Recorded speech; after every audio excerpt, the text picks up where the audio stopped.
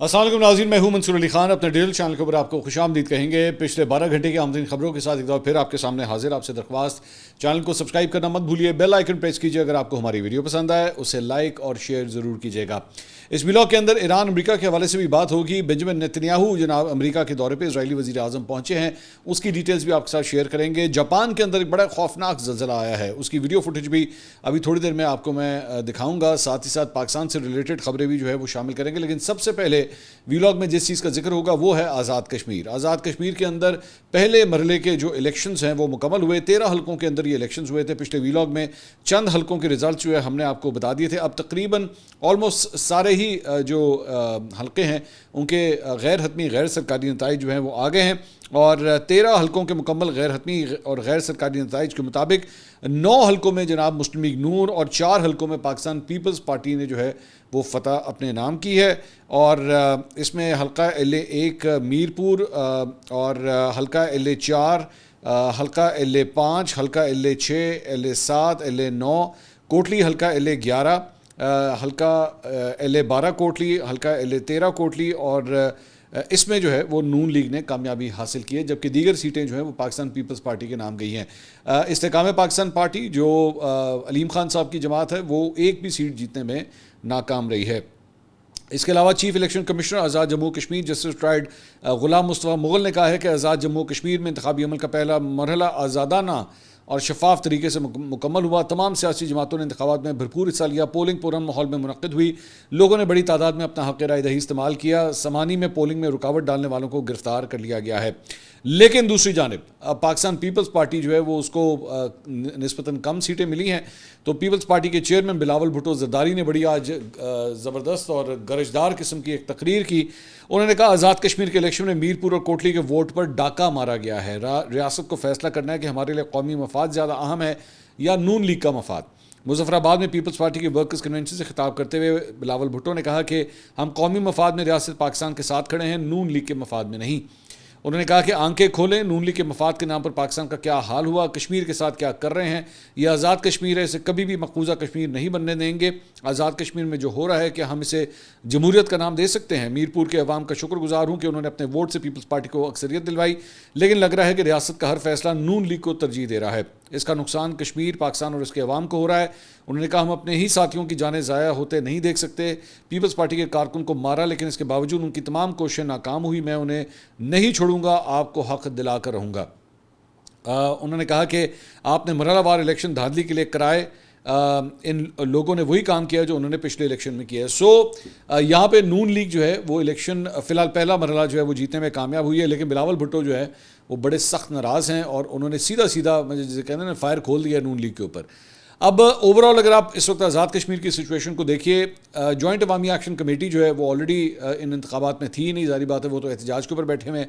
پاکستان تحریک انصاف جو ہے آلریڈی اس سارے کیس کا بائیکاٹ کر چکی ہے، سارے معاملے کا بائیکاٹ کر چکی ہے. پاکستان پیپلز پارٹی بھی اب ناراض ہے کہ جناب الیکشنز کے اندر جو ہے وہ دھاندلی ہوئی ہے، ہم اسے نہیں مانتے. ڈاکہ ڈالا گیا، انہوں نے یہ لفظ استعمال کیا اور انہوں نے کہا جی میں ان کو نہیں چھوڑوں گا. نون لیگ البتہ اس کے اوپر کافی خوش ہے. اب ووٹر ٹرن آؤٹ کے حوالے سے نمبرز کا ہمیں ابھی بھی انتظار ہے. کچھ جگہوں کے اوپر یہ خبریں آئیں کہ جناب انیشلی نمبرز جو ہیں وہ دوپہر تک کم تھے، لیکن اس کے بعد نمبرز جو ہے وہ پک اپ ہونا شروع ہوئے. لیکن کچھ رپورٹس کے مطابق الیکشنز کے اندر نمبرز جو ہیں بڑے ڈس اپوائنٹنگ رہے ہیں. ابھی تک چونکہ پورے نمبرز جو ہیں وہ الیکشن کمیشن آف پاکستان کی طرف سے ریلیز نہیں کیے گئے، سو اس لیے right now I can't give you number کہ actually election commission of Pakistan کا ریکارڈ کیا بتا رہا ہے کہ کتنا ووٹ جو ہے وہ پڑا ہے. اس کے ساتھ ساتھ پیپلز پارٹی کے سینئر رہنما اور سابق وزیر اعظم راجہ پرویز اشرف نے آزاد کشمیر کے الیکشن میں متاثرہ پولنگ اسٹیشنز پر فوج کی نگرانی میں دوبارہ الیکشن کرانے کا انہوں نے مطالبہ کیا ہے.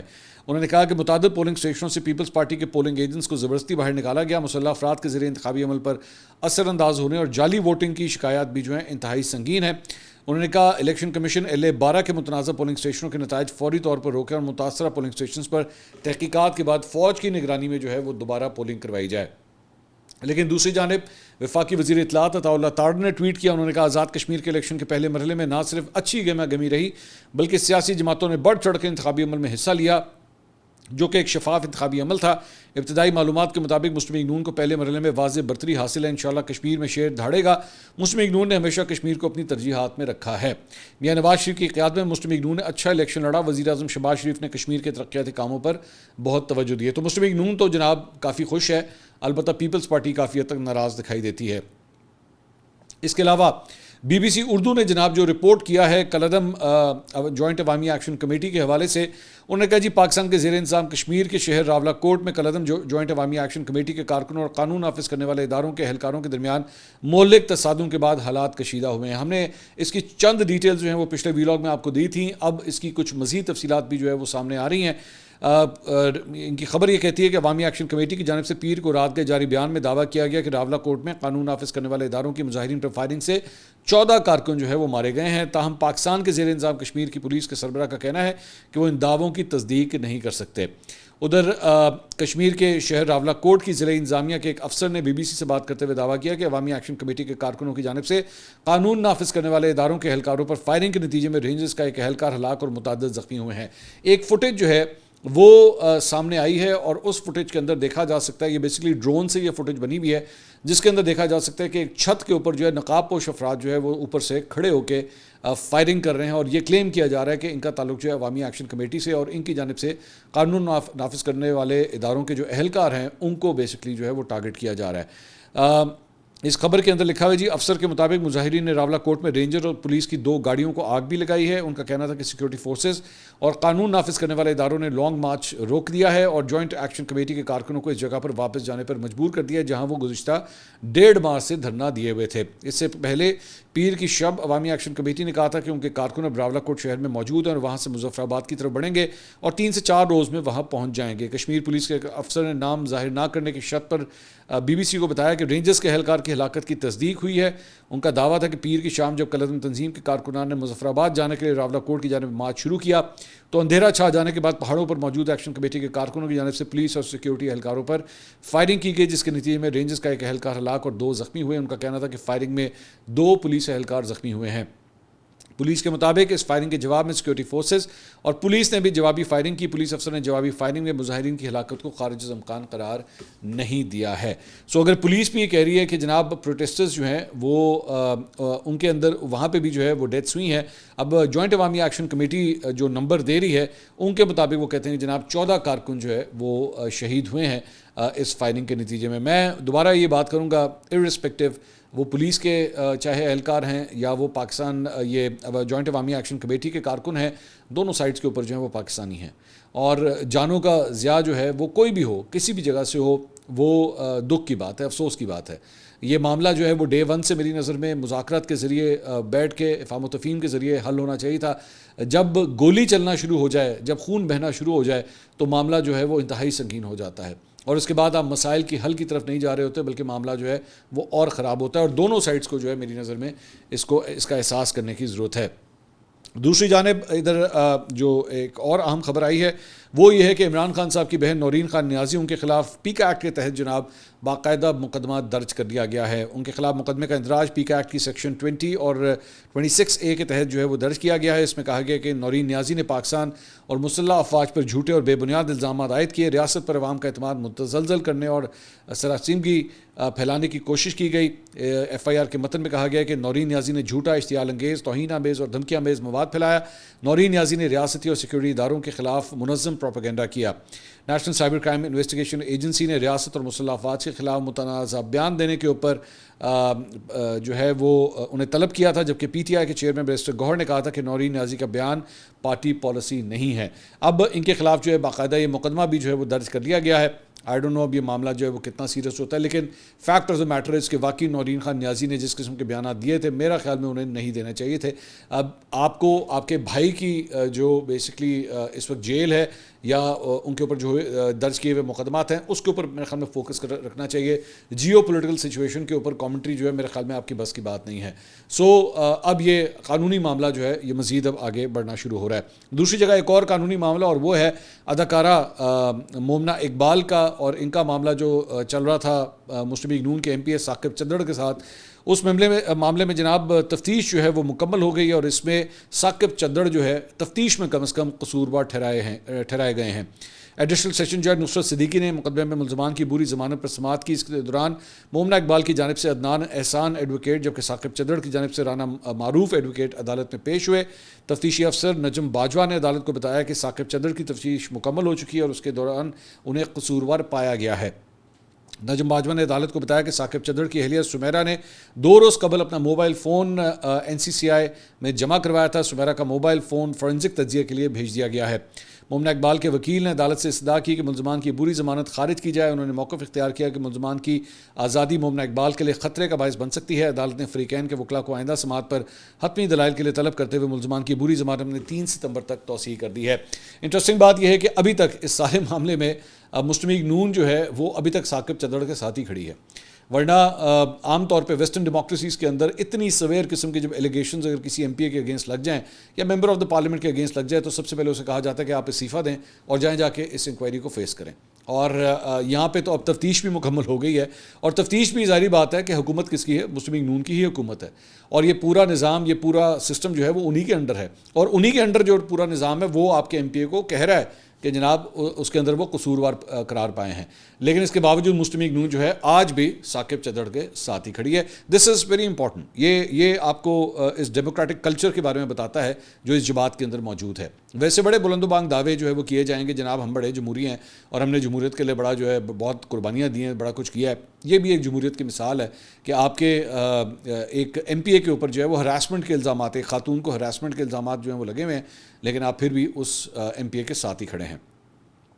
اب ذرا کچھ انٹرنیشنل خبروں کی طرف چلتے ہیں.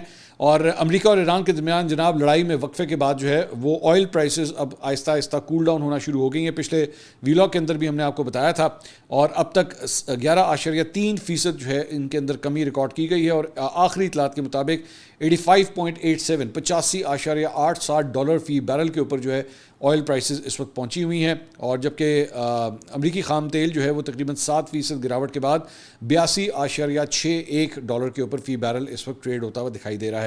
دوسری جانب آبن ہرمز سے بحری آمد و رفت بھی جنگ سے پہلے کی سطح سے کافی کم ہے.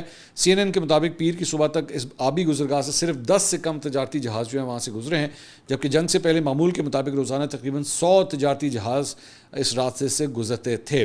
تیل کے تاجروں میں اس خدشے کے باعث بھی تشویش پائی جا رہی ہے کہ ایران کی حمایت یافتہ حوثی باغی بحر احمر کے جنوب دہانے پر واقع باب المندب کی آبنائے میں سعودی تیل بردار جہازوں کو نشانہ بنا سکتے ہیں.